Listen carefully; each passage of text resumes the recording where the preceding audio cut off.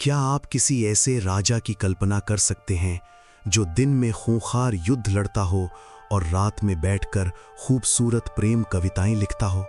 एक ऐसा शासक जिसने युद्ध के मैदान में सारी शराब की बोतलें फोड़ दीं, लेकिन जीवन भर बाग बगीचों और फूलों से बेपनाह प्यार किया। जिसने अपनी खुद की आत्मकथा लिखी और उसमें अपनी ही गलतियों और असफलताओं का ईमानदारी से मजाक उड़ाया। जी हाँ, हम बात कर रहे हैं मुगल साम्राज्य के संस्थापक ज़हीरुद्दीन मोहम्मद बाबर की। बाबर इतिहास का एक ऐसा अनोखा चरित्र है जिसे समझे बिना आप मध्यकालीन भारतीय इतिहास को समझ नहीं सकते। क्या वो केवल भारत को लूटने आया था, या फिर अपने पूर्वजों की खोई हुई विरासत को वापस पाने के लिए तड़प रहा था? आज के इस लेक्चर में हम बाबर के जीवन से जुड़े हर रहस्य और एग्जाम फैक्ट को बहुत आसान भाषा में समझेंगे। Hello everyone, study GS with engineer में आपका स्वागत है और आज हम शुरू करने जा रहे हैं मध्यकालीन भारतीय इतिहास की सबसे रोचक कहानियों में से एक। आज का हमारा विषय है मुगल साम्राज्य के संस्थापक ज़हीरुद्दीन मोहम्मद बाबर। लेकिन दोस्तों, आज का ये लेक्चर केवल बाबर की सामान्य जीवनी नहीं है। आज हम जानेंगे बाबर का संघर्ष, उसका व्यक्तित्व, उसकी सैन्य प्रतिभा, उसकी साहित्यिक उपलब्धियां, उसके निर्माण कार्य और भारत पर उसके आक्रमण। तो बिना समय गवाए आइए शुरू करते हैं। तारीख 14 फरवरी 1483। स्थान फरगना घाटी, जो आज के उज़्बेकिस्तान में स्थित है। यहीं जन्म हुआ एक ऐसे बालक का जिसका नाम रखा गया ज़हीरुद्दीन मोहम्मद बाबर। उसके पिता का नाम उमर शेख मिर्ज़ा द्वितीय था, जो फरगना के छोटे से शासक थे। उसकी माता का नाम कुतलुग निगार खानम था। लेकिन बाबर की असली पहचान उसकी महान शाही विरासत थी। उसके पिता महान तुर्क विजेता तैमूर के वंशज थे, जबकि उसकी माता मंगोल विजेता चंगेज खां के पुत्र चगताई की वंश परंपरा से थी। इस प्रकार बाबर के खून में तुर्की साहस और मंगोल परंपरा का अनोखा मेल था। उसकी दरबारी संस्कृति पर फारसी प्रभाव गहराई से दिखाई देता था। बचपन से ही बाबर के कानों में एक नाम गूंजता था, तैमूर। तैमूर ने मध्य एशिया में एक विशाल साम्राज्य बनाया था और समरकंद उसकी शानदार राजधानी थी। यही समरकंद बाबर के जीवन का सबसे बड़ा सपना बन गया। बाबर स्वयं को दिल्ली सल्तनत के सुल्तानों जैसा केवल एक आम राजा नहीं मानता था। वह स्वयं को तैमूर की महान साम्राज्यवादी परंपरा का सच्चा उत्तराधिकारी मानता था। यही सोच आगे चलकर उसके भारत अभियान की वैचारिक नींव बनी। सन 1494 में बाबर की उम्र केवल 12 वर्ष थी।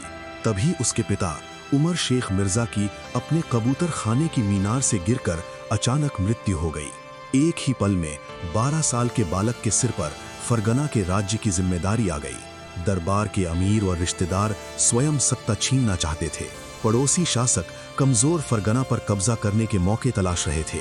लेकिन इसी कठिन दौर ने बाबर को हार से न डरने की ताकत दी। अब इस बालक की आंखों में एक ही सपना था, समरकंद पर अधिकार करना। समरकंद केवल एक शहर नहीं था, ये तैमूरी गौरव का प्रतीक था। सन 1497 में सिर्फ 15 वर्ष की उम्र में बाबर ने समरकंद पर पहली बार कब्जा कर लिया। लेकिन जब वो समरकंद में था, तभी पीछे से उसका अपना राज्य फरगना हाथ से निकल गया। फरगना को बचाने गया तो समरकंद भी हाथ से चला गया। बाबर ने अपने जीवन में समरकंद को 3 बार जीता और 3 बार खोया। वो इसे कभी भी अपने पास स्थायी रूप से नहीं रख सका।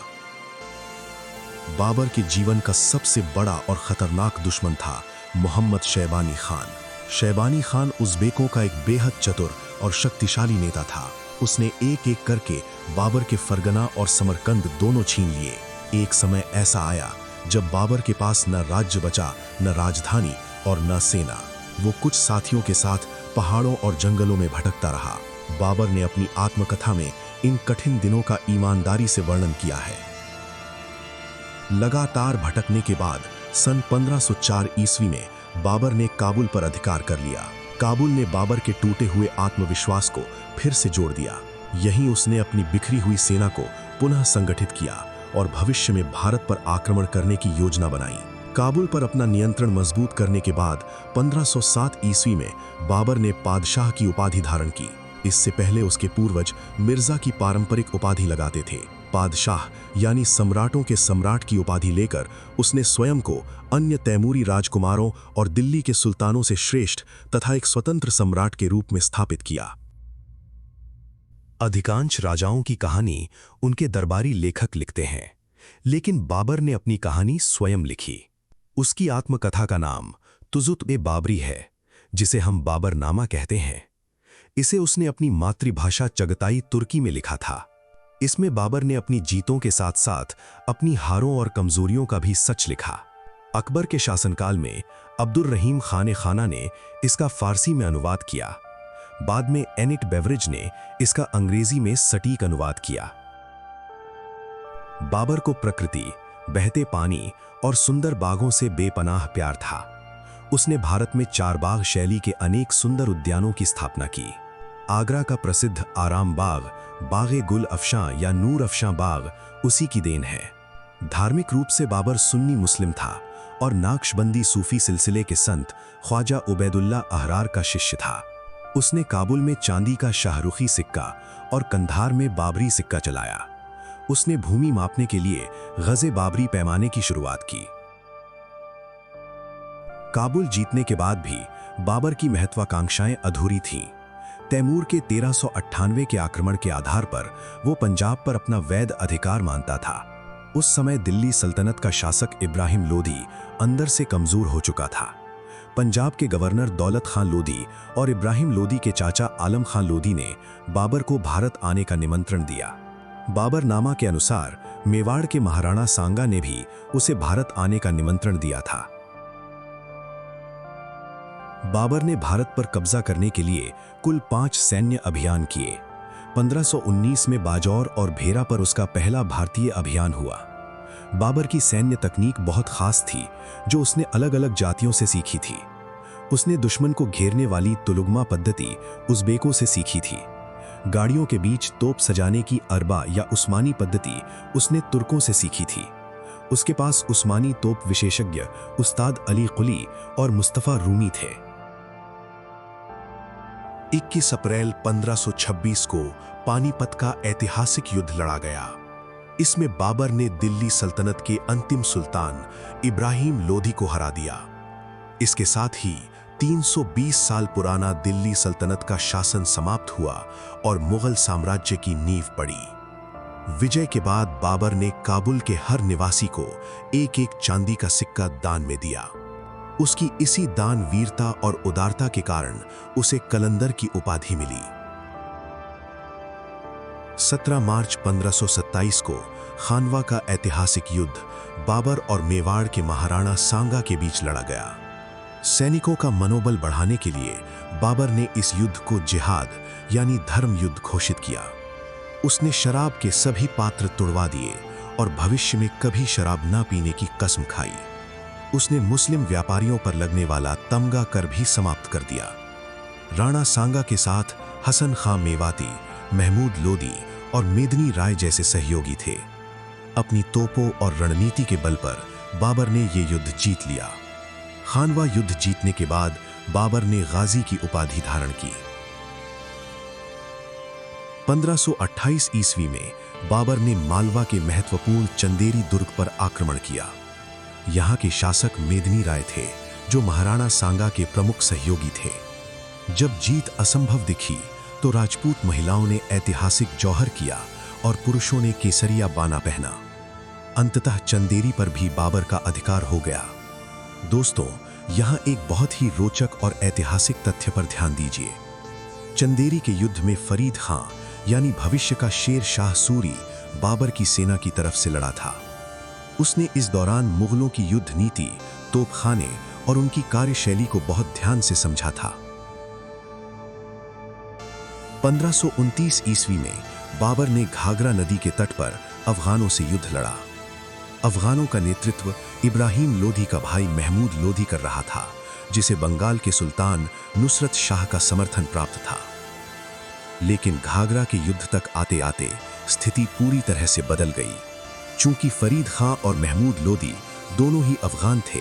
फरीद खां मुगलों का साथ छोड़कर महमूद लोधी के अफगान खेमे में शामिल हो गया। ये भारतीय इतिहास का पहला प्रमुख युद्ध था जो जल और थल दोनों पर एक साथ लड़ा गया। इस युद्ध में बाबर की जीत के बाद उत्तर भारत में मुगल सत्ता पूरी तरह से स्थिर हो गई। प्रतियोगी परीक्षाओं के लिए बाबरनामा और बाबर के निर्माण कार्यों के बारे में जानना बेहद जरूरी है। बाबर ने अपनी किताब बाबरनामा में उस समय के भारत के 5 मुस्लिम शासकों और 2 हिंदू शासकों का जिक्र किया है। 5 मुस्लिम राज्य थे: दिल्ली, मालवा, बहमनी, गुजरात और बंगाल। 2 हिंदू राजा थे: विजयनगर के कृष्णदेव राय और मेवाड़ के महाराणा सांगा। बाबर ने विजयनगर के राजा कृष्णदेव राय को पूरे भारत का सबसे शक्तिशाली शासक बताया था। उसने आम को भारत का सबसे बेहतरीन फल कहा है। आत्मकथा के अलावा बाबर ने तुर्की में दीवान नाम से काव्य संग्रह लिखा और फारसी में मुबय्यन नाम से कानूनी और धार्मिक रचना की। उसने छंद शास्त्र पर रिसाला-ए-तरूज लिखा और खत्ते बाबरी नामक एक नई लिपि विकसित की। यद्यपि बाबर को भारत में केवल 4 वर्ष मिले, फिर भी उसने मुगल स्थापत्य कला की नींव रखी। उसने 1526 की विजय के स्मारक के रूप में पानीपत में काबुली बाग मस्जिद का निर्माण करवाया। उसने उत्तर प्रदेश के संभल में जामा मस्जिद का निर्माण भी करवाया। ऐतिहासिक स्रोतों के अनुसार अयोध्या की बाबरी मस्जिद का निर्माण उसके सेनापति मीरी बाकी ने करवाया था। जीवन के अंतिम दिनों में बाबर का प्रिय पुत्र हुमायूं गंभीर रूप से बीमार पड़ गया। प्रसिद्ध ऐतिहासिक परंपरा के अनुसार बाबर ने ईश्वर से प्रार्थना करके हुमायूं की बीमारी अपने ऊपर ले ली। 26 दिसंबर 1530 को आगरा में बाबर की मृत्यु हो गई। पहले उसे आगरा के आराम बाग यानी नूर अफशान बाग में दफनाया गया। बाद में उसकी अंतिम इच्छा के अनुसार उसके पार्थिव अवशेषों को काबुल के बाग बाबर में दफनाया गया। बाबर केवल एक विजेता नहीं, बल्कि एक लेखक, कवि और कभी न हार मानने वाला इंसान था। उसने बार बार राज्य खोया, लेकिन हर बार उठ खड़ा हुआ और एक नए साम्राज्य की नींव रखी। अगले लेक्चर में हम पढ़ेंगे उसके पुत्र नसीरुद्दीन मोहम्मद हुमायूं के संघर्ष और निर्वासन की कहानी। अगर आपको ये लेक्चर पसंद आया हो तो स्टडी जीएस विद इंजीनियर को सब्सक्राइब जरूर करें। मिलते हैं अगले लेक्चर में। तब तक पढ़ते रहिए और इतिहास को महसूस करते रहिए।